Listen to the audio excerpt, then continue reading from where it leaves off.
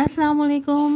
Welcome to our channel नॉवेलिस्तान Urdu novels library. कैसे हैं आप सब लोग? उम्मीद है आप सब लोग ठीक ठाक होंगे, खैरियत से होंगे और हमारे नॉवेल्स को एंजॉय कर रहे होंगे। आज आपके लिए लेकर आए हैं मोस्ट डिमांडिंग नॉवेल अना से फना तक की न्यू एपिसोड। अना से फना तक के लिए बहुत ढेर मैसेजेस से आज आपके लिए लेकर आ गई हूँ। अगर आप चाहते हैं इसकी मेगा एपिसोड तो आपको इस पर 1 के लाइक्स देने पड़ेंगे, 1 के व्यूज़ देने पड़ेंगे, फिर आपको मिलेगी इसकी मेगा एपिसोड। चलें जल्दी से चैनल को सब्सक्राइब कर दें, वीडियो को लाइक कीजिएगा, शेयर कीजिएगा और अच्छे अच्छे रिव्यूज़ भी दीजिएगा। बेल आइकन को ज़रूर प्रेस कीजिएगा। बढ़ते हैं एपिसोड की तरफ। नॉवेल का नाम है अना से फना तक। एपिसोड नंबर है 32। राइटर हैं इसकी एमन रज़ा। मुझे अफसोस से कहना पड़ रहा है कि हम मेहरान साहब को नहीं बचा पाए क्योंकि वो कोमा में जा चुके हैं। उनका दिमाग काम करना बिल्कुल बंद कर चुका है। हमने अपनी पूरी कोशिश की मगर बहुत ज़्यादा खून बह जाने की वजह से ये हमारे हाथ में नहीं था। जाना में तो कुछ और सुनने की हिम्मत ही नहीं बची थी। वो अपने होशो हवास खो चुकी थी, जिसे बारबीना और उम्मीद ने फ़ौरन होश दिलाने की कोशिश की थी। जाना जाना उठो, होश करो जाना। मगर उसे होश ना आया जबकि उसके ख़ानदान में आहो बका शुरू हो चुकी थी। हर कोई मेहरान के दुख पर अफसुर्दा था जबकि जुन्नून, उसामा और यारिशा बमुश्किल अपने आंसुओं पर बंद बांध रहे थे।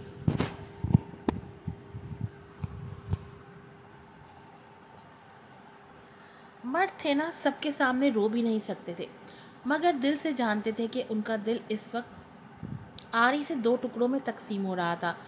मेहरान की माँ तो ज़ोर ज़ोर से सीना पीट पीट कर रो रही थी। उनसे ये बर्दाश्त नहीं हो रहा था कि उनका बेटा जो आज घोड़ी चढ़ने वाला था कैसे मौत के मुंह के करीब पहुंच गया था, जहां डॉक्टर भी कोई तसल्ली बख्श जवाब नहीं दे पा रहे थे। डॉक्टर्स का कहना था अभी तो वो कोमा में जा चुका है मगर वो कब तक ज़िंदा है कोई पता नहीं, क्योंकि उसकी बॉडी रिस्पॉन्स नहीं कर रही थी और ये बहुत ज़्यादा तशवीशनाक बात थी। 6 घंटे बीत चुके थे मगर जाना को अभी भी होश नहीं आया था। उसे बार बार गशी के दौरे पड़ रहे थे। जाना और बारबीना मुसलसल उसके साथ थीं। दोनों की ही आंखें आंसुओं से तर थीं। कहाँ सोचा था उन्होंने कि इतना अच्छा मेहरान जैसा शख्स इस सज़ा का मुर्तकिब ठहरेगा। अभी तो उसको उसके सब्र का फल मिला था और वो बेचारा शख्स अभी अपनी मोहब्बत को महसूस कर भी नहीं पाया था कि ये आजमाइश उनके दरमियान आ ठहरी थी। जाना अचानक एकदम होश में आती हुई चीखने चिल्लाने लगी थी। कहाँ है मेहरान? मुझे उनसे मिलना है, मुझे उनसे माफ़ी मांगनी है। ये सब मेरी वजह से हुआ है, मैं ही हूँ उनकी मौत की ज़िम्मेदार। वो एकदम छटपटाते हुए बोली तो उम्मीद उसे बमुश्किल काबू करने लगी थी, जबकि उसकी चीखों पुकार सुनकर यारिक शाह और जुन्नू उसामा भी अंदर आ चुके थे। क्या हो रहा है ये सब? ये क्या कह रही है? यारिक शाह उलझकर पूछ बैठा। कुछ नहीं, चुप रहो तुम। उम्मीद तेज़ लहजे में उसे घूरते हुए बोली और जाना की तरफ पलटी। जाना, इधर देखो मेरी तरफ, होश में आओ। कुछ नहीं हुआ मेहरान भाई को। मेहरान भाई जिंदा है, बस वो थोड़ी देर के लिए कोमा में है, वो जल्द ठीक हो जाएंगे। मेरी तरफ देखो जाना, खामोश हो जाओ। वो जाना को झंझोड़ते हुए बोली मगर जाना तो जैसे पागल हो उठी थी। मेहरान को उसकी उस हालत में देखकर जो एक ही राग बार बार अलाप रही थी कि मैं ही हूँ उनकी मौत की ज़िम्मेदार, मुझे ये सब नहीं करना चाहिए था, मैं इनको मौत के दहाने पर ला कर खड़ा किया है। उसकी एकदम पागलपन वाली बातें सुनकर उम्मीद ने आओ देखा ना ताओ एक थप्पड़ करारा उसके मुंह पर चढ़ा था, जिससे कमरे में सन्नाटा छा गया था। जबकि जाना टुकुर टुकुर उसे देखने लगी थी, जबान जैसे खामोश होकर रह गई थी। कुछ नहीं किया तुमने, सुना? बेकसूर हो तुम, उसमें तुम्हारा कोई हाथ नहीं, ये सब कुदरत का खेल था। मेहरान भाई ज़रूर ठीक होंगे, तुम देखना, और इस सब में तुम्हारा कोई हाथ नहीं। ये बात जहन नशीन कर लो, आइंदा ये बात किसी के सामने नहीं कहोगी। वो उसे झंझोड़ते हुए उसकी आंखों में आंखें डालकर उसे यकीन दहानी कराते हुए बोली। تو جانا ایک دم اس کے گلے سے لگ کر رو دی تھی، اور ایک بار وہ رونا شروع ہوئی تو روتی ہی چلی گئی۔ آنکھوں سے آنسو بے لگام ہوتے بہتے چلے جا رہے تھے۔ امید کے کندھے میں، جس سے وہ کس کر گلے سے بھیگ چکی تھی، اسے اس وقت ایک شدید مضبوط سہارے کی ضرورت تھی جو اس کا ہر دکھ اپنے اندر اتار لیتا، اور امید اس وقت یہی کر رہی تھی، جبکہ یارق شاہ اور ذوالنون اسامہ اس کی حالت کو پریشانی سے دیکھ رہے تھے اور سمجھنے کی کوشش کر رہے تھے۔ کافی دیر بعد جب وہ خاموش ہوئی تو لرزتے ہوئے لبوں سے اس کی زبان سے ایک ہی بات نکلی تھی: آخر یہ کیسے ہو گیا؟ یہ سب کیسے ہو گیا؟ ان کا ایکسیڈنٹ؟ یہ بات میری سمجھ سے باہر ہے۔ وہ تو بہت خوش تھے آج کے دن، میری ہی نظر لگ گئی ان کو۔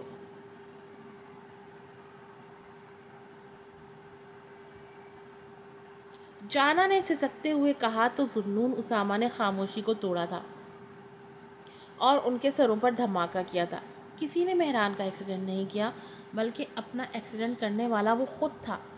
یہ سب اس نے جان بوجھ کر کیا۔ اس کی بات پر سارے صدمے میں گھرے اسے دیکھنے لگے تھے، جبکہ جانا کو اپنی سانسیں رکتی ہوئی محسوس ہوئی تھی۔ اسے لگا کہ اس بدترین حالت کی ذمہ دار وہی ہے۔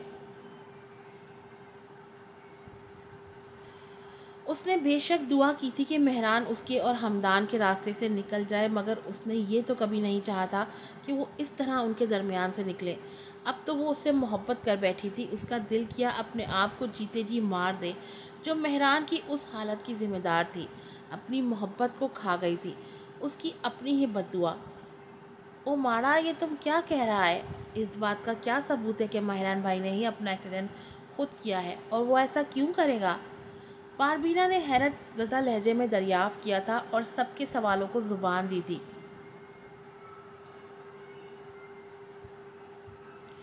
جس پر ذوالنون اسامہ اسے دیکھ کر رہ گیا۔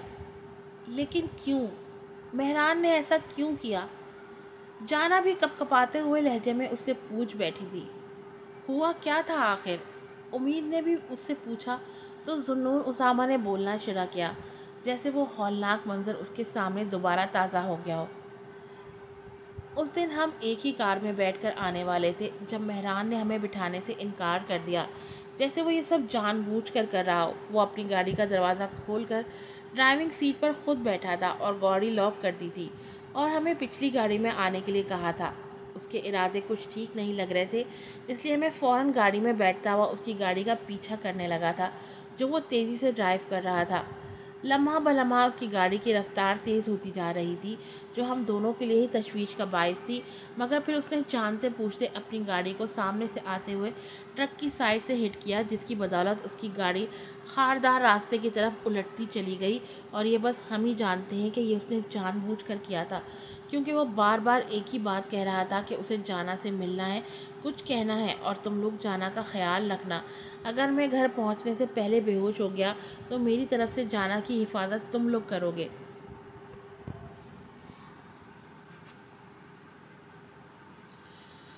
مگر ہم لوگ اسے گھر لانے میں کامیاب ہو گئے تھے، کیونکہ وہ ہاسپٹل کسی طور نہیں جا رہا تھا۔ اس کی خراب طبیعت کو مد نظر رکھتے یہ اس کی خواہش تھی کہ وہ جانا سے مل کر بات کرنا چاہتا ہے۔ اب یہ ہم نہیں جانتے کہ اس نے جانا سے کیا بات کی، یہ تو جانا ہمیں بتائے گی کہ ایسی آخر کیا بات تھی جو ہمارا دوست اتنی سیریس حالت میں بھی تم سے بات کرنا چاہتا تھا، اور اس نے یہ حال اپنا کیوں بنا لیا؟ بولو جانا۔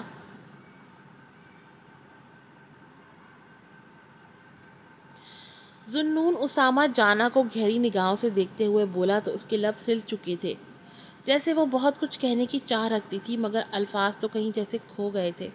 جسم آہستہ آہستہ ٹھنڈا پڑ رہا تھا۔ میں نے کہا تھا نا امید، یہ سب میری وجہ سے ہوا تھا۔ میری بددعا کھا گئی ان کو۔ کتنی بددعائیں کی تھی میں نے مجھ جیسی کمزرف لڑکی نے کہ مہران میری زندگی سے نکل جائے، اور اللہ نے دیکھو میری کالی زبان کو سچ کر دکھایا، اور آج مہران کو مجھ سے چھین لیا۔ اس مہران کو جس کی باتوں کی میں گرویدہ ہو چکی ہوں، اس مہران کو جس کا ایک ایک لفظ میرے کانوں میں گونج رہا ہے، اس مہران کو جس کا محبت بھرا لمس پانے کے لیے اب میں ترس رہی ہوں اور مجھے وہ کہیں میسر نہیں ہے، اس نے روتے ہوئے امید کے ہاتھ پکڑتے کہا اور ایک دم اٹھ کر کمرے میں چکر لگانے لگی تھی۔ سانسیں جیسے کھینچ کھینچ کر لینے کے باوجود بھی سینے تک نہیں پہنچ رہی تھی۔ میں نے مارا ہے اپنی محبت کو، میں نے کیوں چاہا تھا آخر کہ مہران ہمارے درمیان سے نکل جائے؟ کون سا لمحہ تھا وہ جس سے میں نے اپنی اس زبان سے مہران کے نکل جانے کی دعا کی تھی؟ مجھے موت چاہیے یا رب، میں نہیں جینا چاہتی۔ میں زندگی جی کر کیا کروں گی جس زندگی میں میرے پاس مہران ہی نہیں، جو میری خوشیوں کی وجہ تھا، جو میرا ایسا آسرا تھا، جو مجھ پر ہمیشہ سایہ کیے رکھتا تھا اپنی محبت کا۔ اب مجھے کون دیکھے گا ان محبت بھری نگاہوں سے، اس الفت سے؟ آخر کیوں ہوں میں زندہ؟ میں نے آخر کیوں مہران کی محبت سے نفرت کی؟ آخر کیوں میں اس سے، اس کی خوشیوں سے حسد کرنے لگی تھی؟ کیوں میں اس کے ہٹنے کی دعائیں کرنے لگی تھی؟ میں نے اسے بد دعا دی کہ وہ میرے راستے سے نکل جائے، اور دیکھو وہ کتنی آسانی سے میرے راستے سے نکل گیا۔ میں اس کی خوشیاں چھیننا چاہتی تھی اور بدلے میں میری کوئی خوشیاں چھن گئی۔ اب دیکھو اللہ نے مجھے ایسی سزا دی ہے کہ وہ مجھے کہہ رہا ہے پل پل جیو اور پل پل مرو، پل پل پل پل مرو، پل پل تڑپو، یہی تمہاری سزا ہے۔ آج سے ہمدان بھی تمہارا اور میں بھی تمہاری زندگی میں نہ رہا۔ یہ کہہ کر مہران مجھے زندگی میں چھوڑ چکے ہیں۔ آخر کیوں ہوا میرے ساتھ ایسا؟ وہ گھٹنوں کے بل گرتی شدت سے رو دی تھی، جبکہ ذوالنون، اسامہ اور یارق شاہ حیرت کی زیادتی سے پھٹی آنکھوں سے اس کو دیکھ رہے تھے۔ آخر وہ کس بھیانک حقیقت کا انکشاف کر رہی تھی؟ ان کا دوست اتنا بڑا غم دل میں چھپائے اس حالت تک کو پہنچ گیا تھا، اور ان کو خبر تک نہ ہوئی تھی کہ اس نے اپنی اذیت ناک مسکراہٹ کے پیچھے کتنی بھیانک حقیقت چھپا رکھی تھی۔ یہ کیا کہہ رہی ہو تم لڑکی؟ اس بات کا اندازہ بھی ہے تمہیں کہ تم نے ہمارے بھائی کو کتنا بڑا دھوکہ دیا ہے؟ اور اب تم کس منہ سے اعتراف کر رہی ہو اس کو اس حالت میں پہنچانے کے بعد؟ تمہیں ذرا شرم نہیں آئی؟ یارق شاہ غصے سے پاگل ہوتا ہوا اس کی طرف بڑھنے لگا، جب اس کے درمیان میں امید حائل ہوئی تھی، اور اسے سرخ نگاہوں سے گھورتے ہوئے اشارہ کیا تھا کہ جہاں ہے وہیں رک جائے، ورنہ اس سے برا کوئی نہیں ہوگا۔